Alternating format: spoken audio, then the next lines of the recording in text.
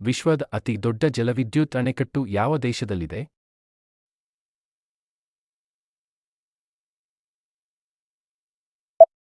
China ದೇಶ. 6 ವಿಶ್ವಕಪ್ಗಳನ್ನು ಆಡಿದ ಮೊದಲ ಮಹಿಳಾ ಕ್ರಿಕೆಟ್ ನಾಯಕಿ ಯಾರು?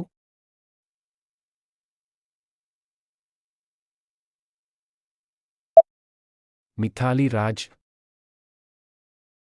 2021ರಲ್ಲಿ ಜ್ಞಾನಪೀಠ ಪ್ರಶಸ್ತಿ ಪಡೆದವರು ಯಾರು?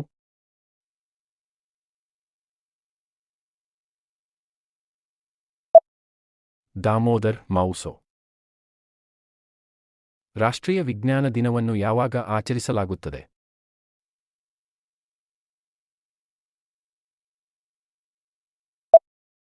ಫೆಬ್ರವರಿ 28.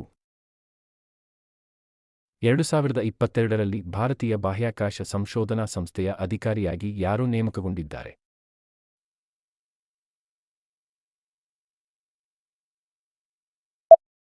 ಎಸ್. ಸೋಮನಾಥ್.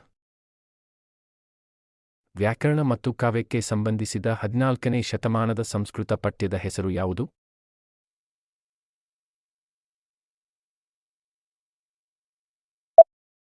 ಲೀಲಾತಿಲಕಂ. ಸರ್ದಾರ್ ಸರೋವರ ಅಣೆಕಟ್ಟು ಯಾವ ನದಿಯ ಮೇಲೆ ಇದೆ?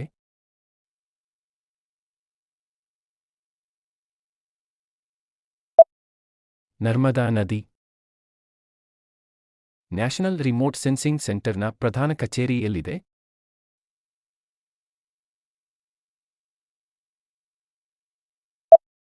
ಹೈದರಾಬಾದ್. ನರೋರಾ ಪರಮಾಣು ವಿದ್ಯುತ್ ಸ್ಥಾವರವು ಯಾವ ರಾಜ್ಯದಲ್ಲಿದೆ?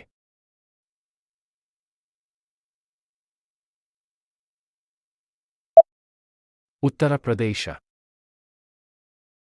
ಭಾರತದಲ್ಲಿ ಮಾಹಿತಿ ಹಕ್ಕು ಕಾಯ್ದೆ ಯಾವ ವರ್ಷದಲ್ಲಿ ಜಾರಿಗೆ ಬಂದಿತು?